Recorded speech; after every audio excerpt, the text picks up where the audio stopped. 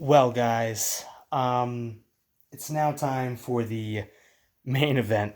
So, maybe you were not able to guess that theme song, but that, of course, is 007 James Bond. And in front of us, we have kind of a very cool watch I know most of you are going to appreciate. We're going to do a slow unboxing of this one. I'm not going to even break out the iPad yet like I did with the Tudor. Again, this is the main event, so we got to take our time with it.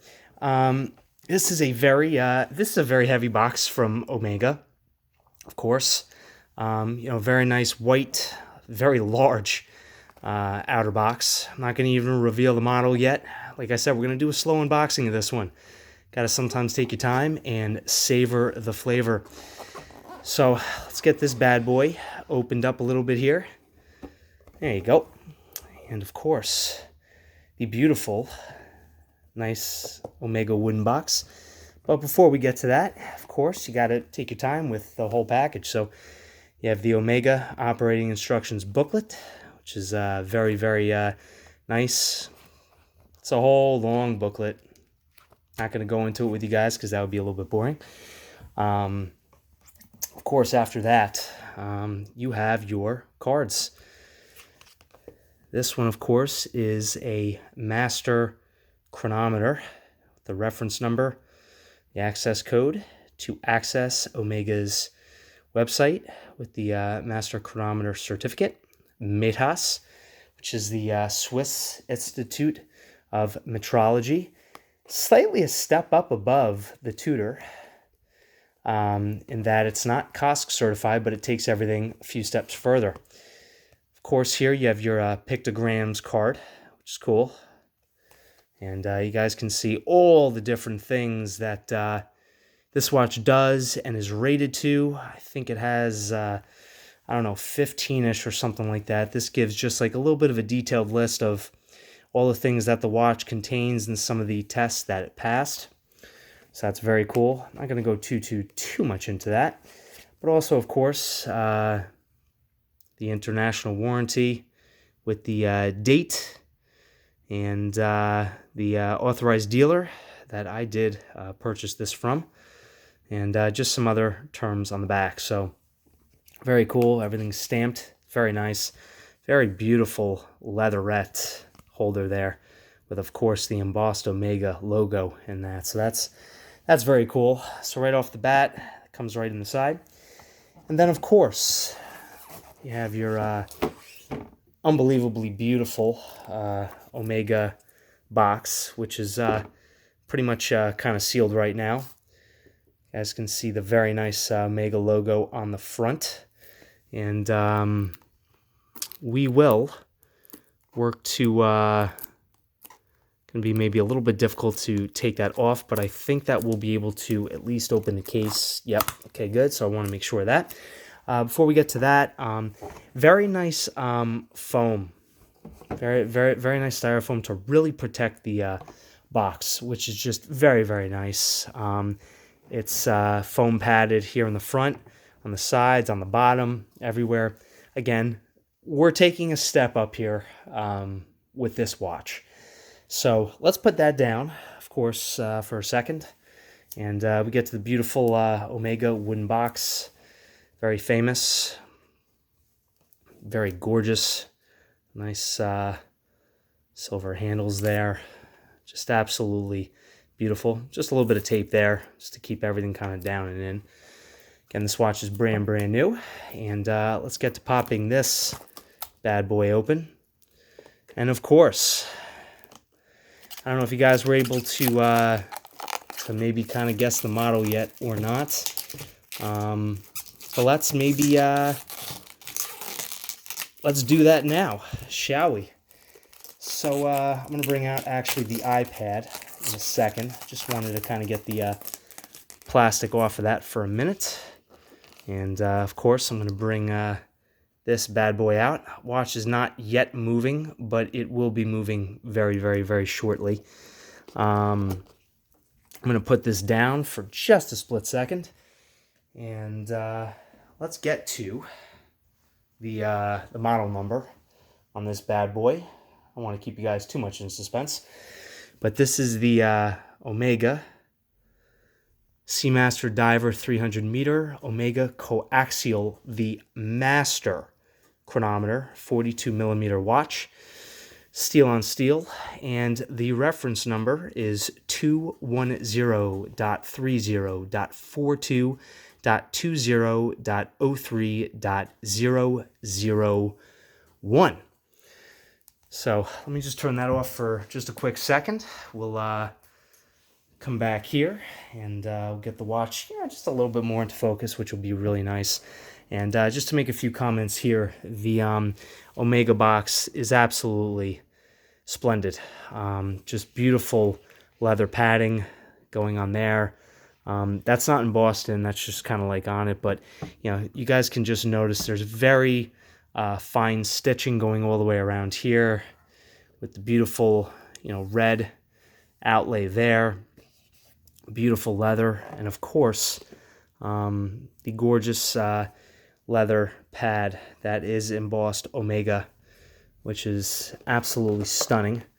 So we're just going to kind of close that for a second, and we're going to bring the watch back out. And yeah, this is truly a bad boy of bad boys. We're going to do the nice. Whoops! I am so sorry about that. There you go. So this is the new Omega, newest generation, released in 2018 during Basel World, and this one has the laser engraved ceramic. It's the ZRO2, as you guys can kind of see.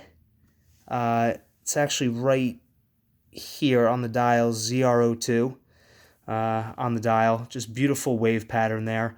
Again, it says the Co-axial Master Chronometer, 300 meters to 1,000 feet. And does feature the new conical shaped helium escape valve. And then also, it does have the screw down crown. So I'm going to put this video on pause while I take off some of the plastic, and then I'll be right back. Alright guys, anyways, we're back, and literally just took off the plastic. The watch started running, which is kind of cool. So let's get into, I guess some of the features on this watch. And of course, we're going to go back to our very handy dandy iPad. We'll leave that one right there for you guys to see. Very, very, very cool. Very excited about this one being in.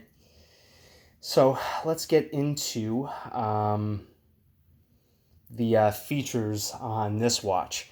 So this watch really was first introduced, as you guys can see from this here, 1993, with of course Pierce Brosnan wearing it in I believe it was GoldenEye or something like that, or Tomorrow Never Dies. It was one of the two. Sorry, excuse me for not remembering that. But again, it's been I that's why I played the James Bond little clip, by the way.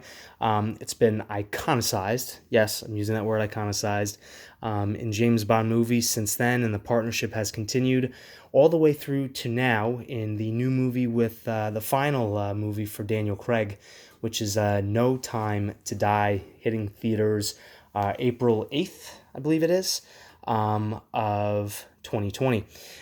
So anyways, here are some of the very great features of this, and we're going to take our time going into this a little bit more. This movement, this is the Omega Co-axial 8800 caliber. It's very, very updated, very cool and everything. As you guys can see there, the 8800. As you guys can see there, that's the beautiful, I know it's got the sticker on, I'm just going to leave it on for now, but that's the free sprung balance, which is right on the bridge right there. What the free sprung does, just kind of like what the Tudor did, was it really helps for like to protect against shocks and other things, which is really nice.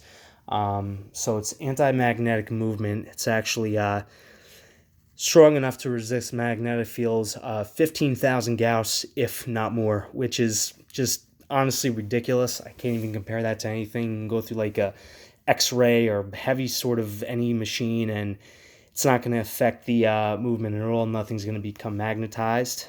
It is given the chronometer certificate, but again, like you guys saw before, this is actually a master chronometer. And this goes through many, many, many more tests for anti-magnetism, water resistance, temperature change, positional changes, deviation. I mean, this thing is tested to just about almost every position you can ever imagine. And then, of course, it says the day of the month displayed in a window. It's really the date, which is right down there at 6 o'clock. Omega did a great job. Originally, it was at the 3 o'clock position, and then they switched it over to 6 o'clock position, which really has made a huge difference, because now the dial layout, as you guys can see, is just a lot more open. It's certainly less busy, less distracted, and really is just a great dial layout. The helium escape valve, again, of course, when your divers are coming back to the surface for decompression, sometimes helium, like extra gases, get caught in the watch, and what happens is that like the crystal can pop off, things can explode. With a watch like this, especially water resistant to like 300 meters.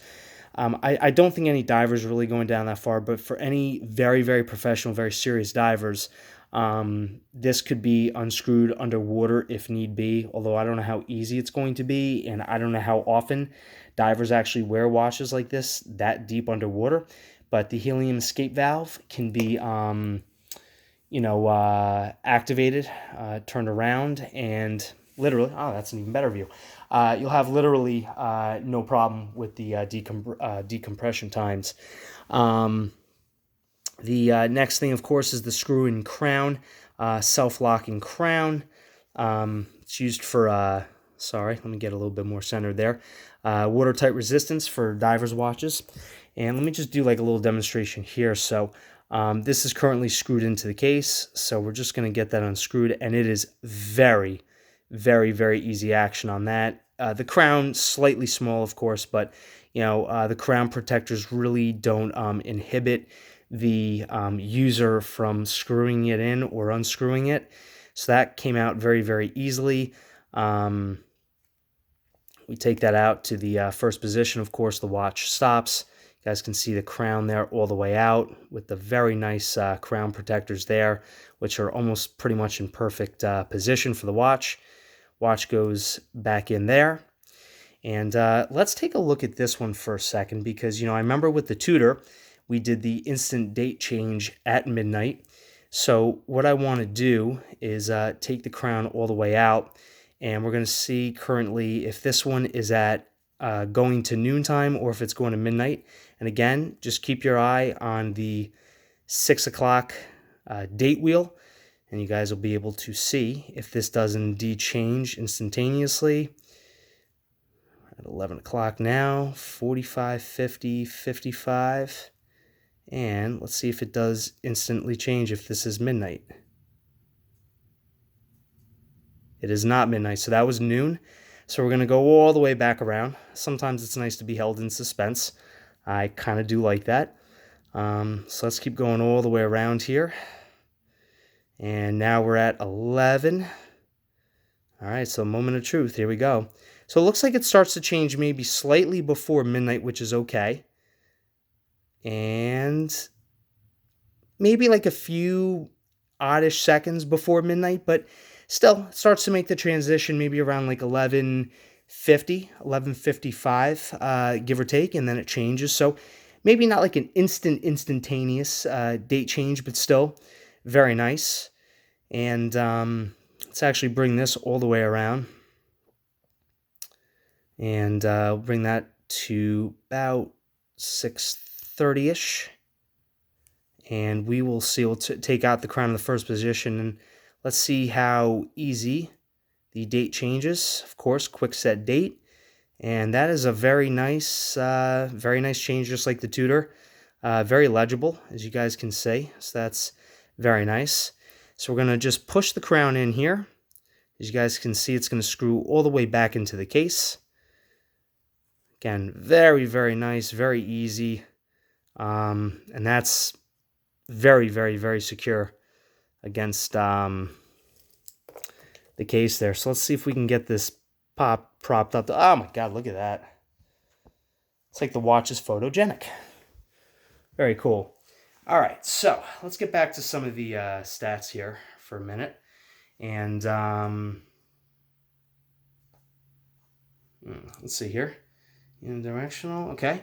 Then, of course, as you guys saw before, the transparent case back, which has the movement, I will, of course, show it to you guys again. Not many dive watches in this category use transparent case backs because it's actually very difficult to maintain the level of water resistance with a transparent case back. Don't ask me why, but that's just how it is. But you guys can tell, I'm going to just do a little bit more of a zoom in here so you guys can really see this. But look at the beautiful finishing, the Côte de Genève on the movement.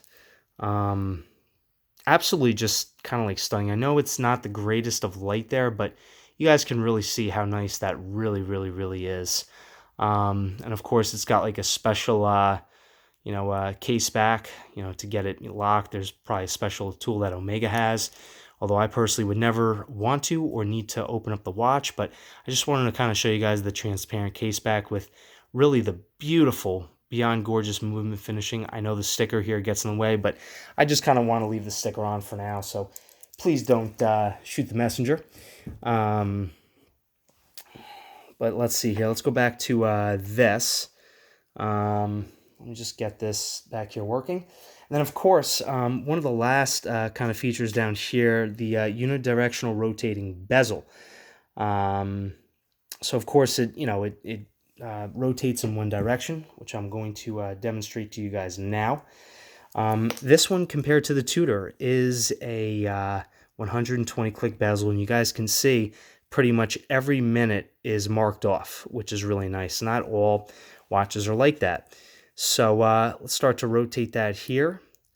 The half turns and then the full turns, as you guys can see. And I will tell you this, very easy to turn and beyond crisp and crazily beyond clean.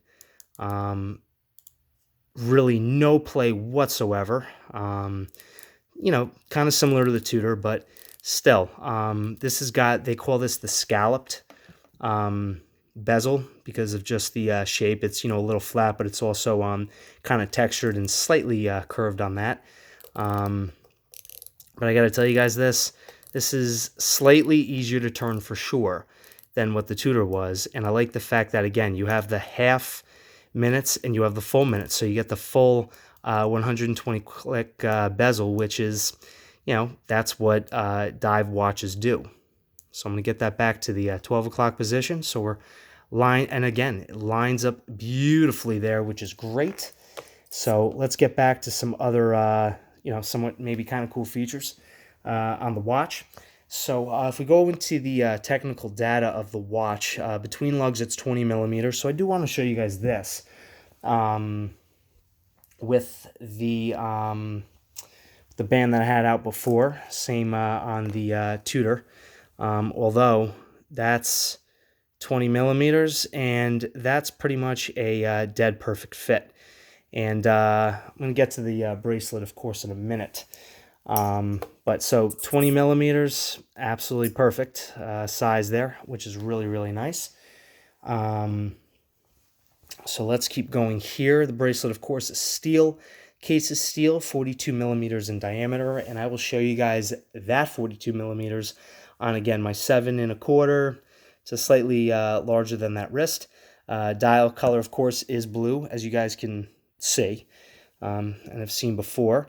The crystal, let me get to, the crystal is domed scratch-resistant sapphire. It's very similar to what the Tudor was, with anti-reflective treatment on both sides. And this one does have greater water resistance than the Tudor at 30 bar. So that's just some of the really cool things. And of course you could add, NATO straps, like anything that you guys want. It's just kind of a cool shot of it in the water with some bubbles around it, which is really nice. And then this is, of course, the Omega Master Coaxial caliber 8800 with the just the beautiful free sprung balance on the balance bridge there. It's just absolutely beautiful. And it's self-winding.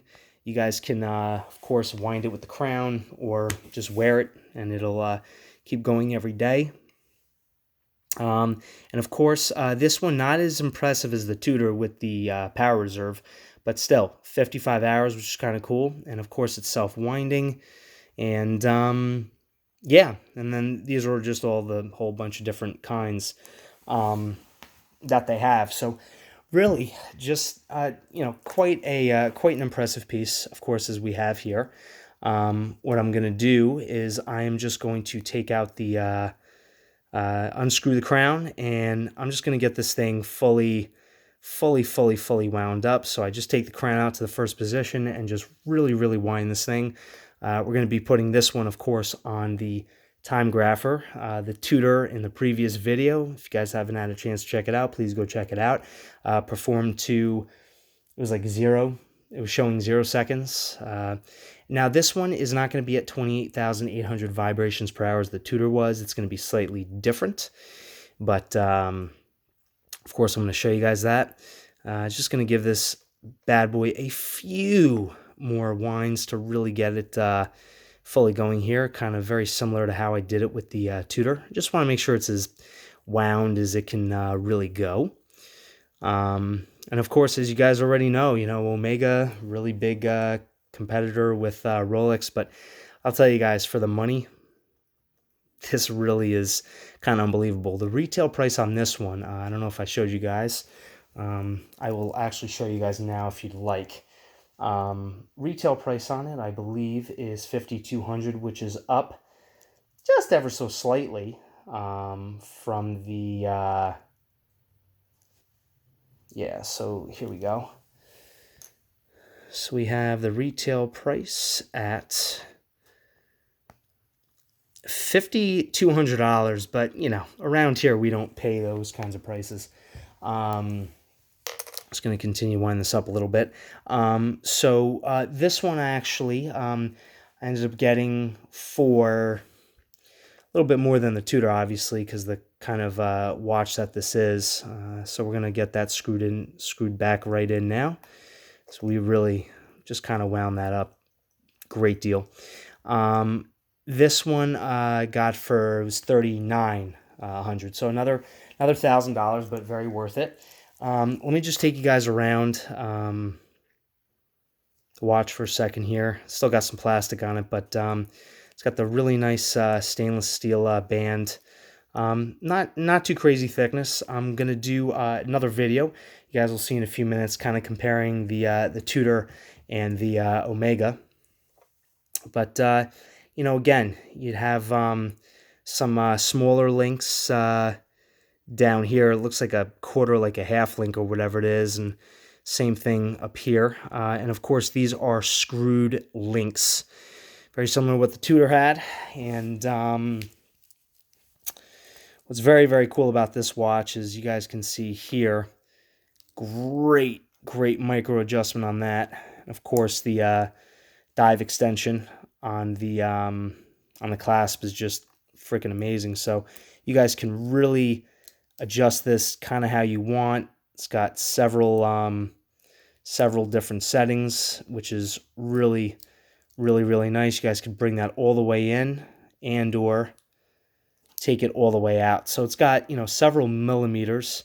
You guys can maybe see the tooths down in there. Looks like it's got 1, 2, 3, or 4 micro adjustment clasp on that, and then the dive bezel stretches all the way out, which is really cool. And then just a little snap back into place, puts the bracelet right back in. Very nice not exactly embossed that, or at least well, it actually is. I just have a little plastic on it, but just slightly embossed into the clasp there. It's got a nice dual push button release there, and then that just pretty much snaps right back into place. I just have, I actually have to take that off in a few minutes. Oops, I do apologize for that. Sometimes the camera does get away from me a little bit. Let me get that reset there. I just want to try to get this thing, there we go, back off to there so you guys can hear the click. Perfect. And then releasing it, 2 buttons, and off. So very, very easy. Anyways, let's go check out the Lume. Again, the camera decides to do what it wants to do. Let's go check out the Lume on this bad boy. All right, guys, so here we go. We're in the dark as we were before, but I'm about to get the lights on. And here we go. And you guys can see, again, the infrared light. I'm going to shine this on this for a few seconds again. Very similar to what I did with the tutor before. You guys are going to be able to get a really good look of how well this thing really lights up. Of course, you know, Swiss Super Luminova on the hour markers, on the Lume dot at 12, and also on the hour minute hand. The only difference is that you don't have the snowflake hands on this one. This is the these are slightly skeletonized, which some people are a fan of and some people are not a fan of on it.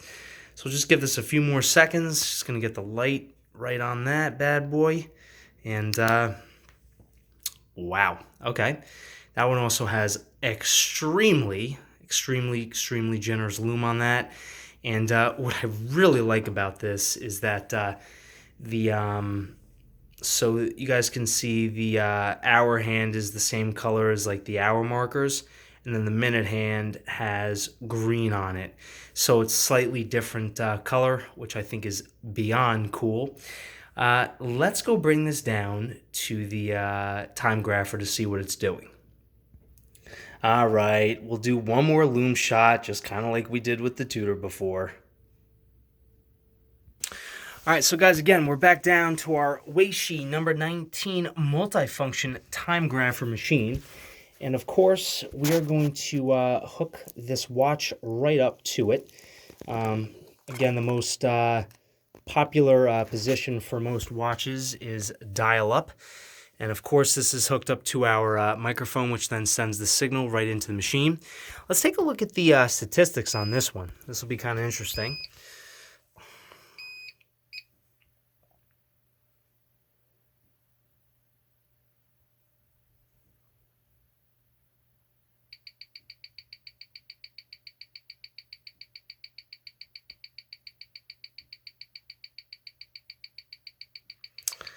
Now, just to give you guys a little bit of an idea on this, the Master Chronometer Co-axial is rated to between 0 seconds a day to plus 5 seconds a day. So it actually, in any position that it's in, any temperature, any environment, anything, never technically loses time, compared to COSC standards, which are -4 to +6 per day. So this one has a very healthy amplitude of 357 degrees, only a 0.1 minutes per second beat error, and of course the beat now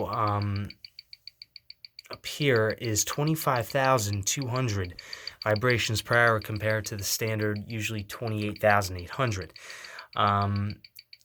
The reason why is because Omega did like tests, and they said, like, what's the optimal beat performance for longer service intervals and just a better overall health of the movement over the long run, and 25,200 rather. So this one is doing beautifully perfect, +2, +3, really no problem at all, which is great. Slight gain, which is always kind of nice in a watch.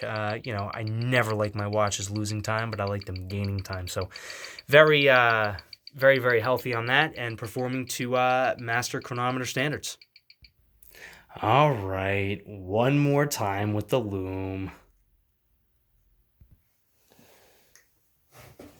All right, guys, so I really do thoroughly hope that you enjoyed my unboxing. slightly longer episode and review on the Omega. This is really, sorry, I just always have technical problems with the camera coming down with the phone, but this really is a truly impressive watch. Of course, again, this is too funny. Truly an impressive watch, absolutely unbelievable. Very hard to beat this watch, and of course the bracelet and everything. But I happen to really like this one a lot. I did want to show you guys, as promised, the wrist shot, of course, of this on my wrist, and I will get it. Let me work to get this one closed. Give me 1 second. I just have to move the tag around a little bit on this watch. And of course, the other very popular variant that this watch comes on is the rubber strap. And I know a lot of people like that, get that, which is totally okay. So let's show you guys this on the wrist. And, you know, of course, 42 millimeters, so just slightly larger. Again, my 7.25 inch wrist.